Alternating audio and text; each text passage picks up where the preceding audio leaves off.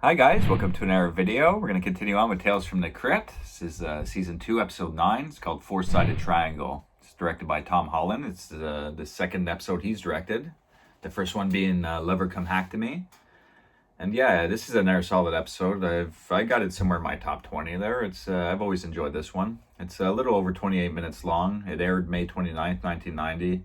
I mean, you got pretty much three main actors or three characters throughout this 30-minute episode. You got that Chelsea Ross who plays George, or I guess just before this he was in Above the Law with Seagal, Major League, a little after Richie Rich. He's been in tons of movies. Louisa, his wife, the two people that own the farm. She just before this she was in Pet Cemetery. She's the one where oh, it pains me in my back, and then she ends up killing herself. Yeah, so she's good in this too. She wears like a leg brace throughout the whole episode, and of course our main actress in this episode is Patricia Arquette. I mean, she's been in many things still today. She's acting a lot.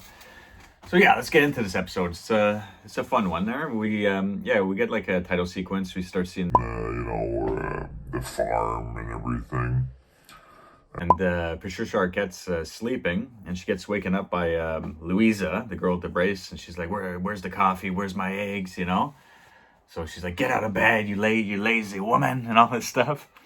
And then so she's she gets outside and she heads over where the eggs are, and George, he sees her, and he's watching her through the Peeping on her through the friggin'.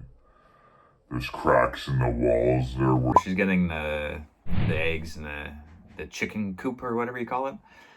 So he's he's getting all sweaty watching her. He's watching her throughout the whole episode, always trying to come on to her. It's a real sleaze bag. And so he's like he's getting all worked up watching her. And when she comes out, he's like, "Go milk the cows," She's like, "Yeah, but Louisa wanted the eggs." He's, "Never mind, go milk the cows." And they get a close up of the keys around his neck, She's like, she's getting the idea of trying to get his keys and getting out of there, But we don't know why. We have no backstory yet. And while she's milking the cows, he follows her in there, and he starts coming on to her and stuff like that. And she's disgusted with him, she doesn't want anything to do with him, but he kind of gives like a little bit of information here. He's like blackmailing her, he's like, you do what we say, or like especially Louisa, she wants her more because it's like a free help, they're kind of keeping her captive because they witnessed her robbing a store or something like that, so the cops are looking for her. So they're hiding her, but they're using her, almost as a slave in a sense, where she's doing all the chores for them, Yeah, because but it's a bit odd because like at nighttime they let her roam around the cornfields and stuff like that. I mean, I'm not too sure how far it is, to where different maybe little town or city. I don't know how serious it is where the police are trying to hunt her down or whatnot, but throughout the episode she has many chances of just like taking off on her own, without the keys to the car, but she always stays. So but yeah, that we don't really get much information about the backstories. It's just the whole situation here at the farm, throughout the whole episode, but it's a fun one, And so when she's like, get off me in the barn and everything, he smacks her in the head with a freaking glass bottle, knocks her out. And Louisa, his wife, like comes running out, Mary Jo, that's Patricia Arquette's name in this episode, because I think she heard her screaming. So George is panicking. He's putting all the hay over Patricia Arquette. It's like, oh my God, what a way to hide your mistake or whatever, just shoot some hay on her, So he sees his wife come in, Louisa, she's getting closer. She has a cane and her brace on her leg. Mary Jo, she's not answering. And George comes out, she's like, he's like, "What? I haven't seen her. You didn't hear her screaming, And he has milk on his face too. I guess there was some milk in the bottle when he smashed the bottle over her head. And she's like, why do you have milk on your face? You don't milk the cows. You don't ever do that, you know? They're like a miserable couple together, you know, like living on this farm for years. And yeah, so she ends up going inside. He's like, well, yeah, just wait a second, before you go in and everything. She's like, get out of my way. And he's expecting her to still be there, but she's gone, Patricia Arquette. So she's stumbling into the cornfields, blood. She has a bit of blood on her head and everything.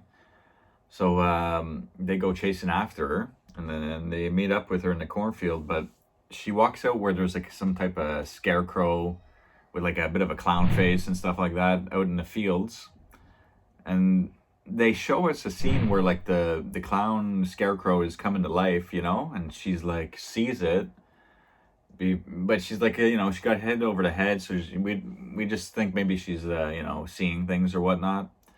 And yeah, George and Louisa come running up to her, and they bring her in the house and everything. But from this point on, Patricia Arquette's obsessed with her man. That's her man, that scarecrow. Like she believes, she believes it's alive.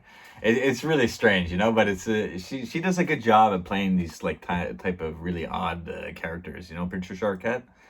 Yeah, I like her. She's a good actress. So yeah, she's obsessed with her man in the fields there, and George is like, what man? That man's not even alive, So Louisa and her are like, this girl's lost it, But still, Louisa has a feeling George wants her, and she even says later on in the episode, if I better not catch you cheating on me, And he's like, no, I wouldn't, He can't. He's dreaming about Arquette. It's driving him nuts. And the next night, I think it is, she's like cooking supper, and he comes walking in.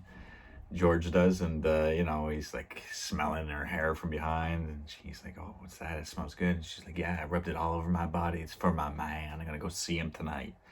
So she's allowed going to wander around the cornfields at night. So I'm wondering why she just doesn't like run off. But whatever, it's a good episode regardless. And yeah, so George is like, he follows her while she goes and checks out the scarecrow guy in the field, and he's watching her, and she's like, like wanting the scarecrow thing to come to life and make love to her. She's really senile here. And but George comes from behind her, and he's like, I'm a flesh and blood man. He can't please you. He's nothing but some hay and straw, It's just so goofy. I mean, it's a fun episode though. But she's like, no, I don't want anything, But Louise comes out too. She realizes he's not in bed and everything. And she's starting to get nervous that he's wanting to sleep with her. So yeah, she seems to wake up every night. He takes off from bed, And yeah, so after that night, it's the next day, and they cross paths again. George is on his tractor, and she's dressed up in something different, and she's like, "Yeah, I have another date tonight with with my man." And yeah, so we're not sure what George is thinking here, but he he has a pretty good idea later on that night. So he's like, "Oh, you have fun with that, She's all dressed up nice. She's like, you think, he'll like it and all this." And she's just like, you think she's really like her head's in the clouds, like she's really lost it. But so that night, he's having another dream, because she's supposed to go see that scarecrow thing in the fields around midnight. So before that, he's having another dream about her, he's like obsessing about her. And he wakes up, like 15 minutes to midnight. And he leaves the room quietly, his wife is still sleeping. And yeah, we see, sure enough, around midnight, we see Patricia Arquette, run out of the house, head towards the fields to see her man and everything. So yeah, when she gets there, she's like, rubbing him, like, oh, she's kissing his chest and everything.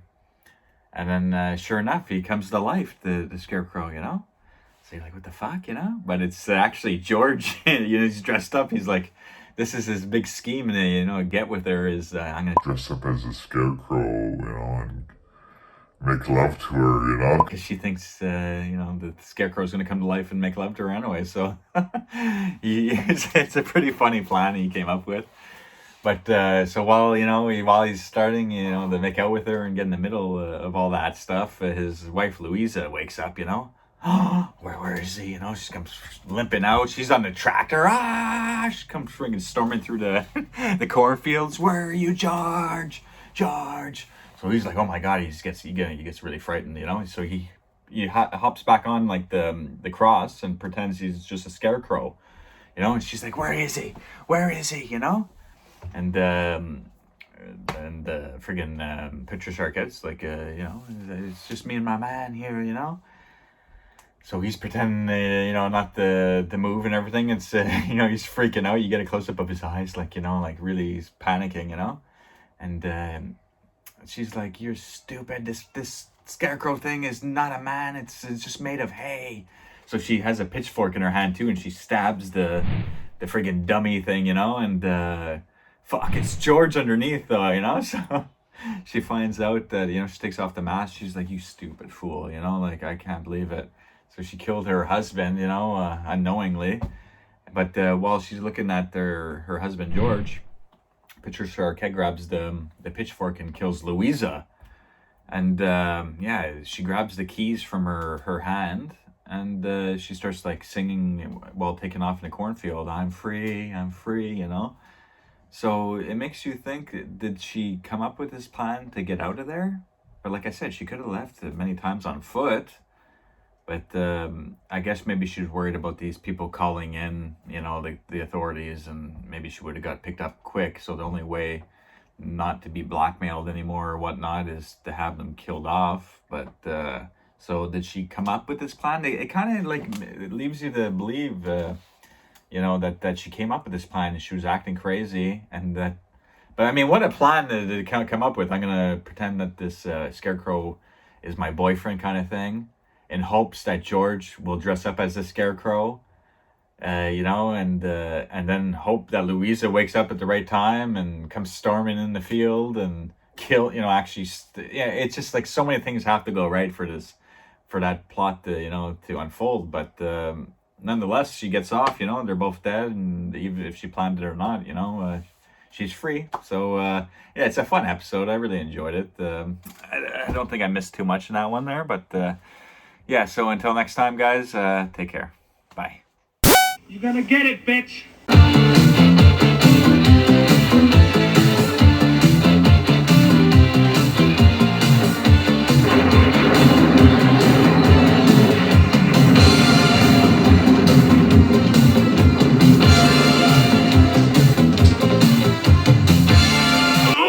Some damn enchiladas!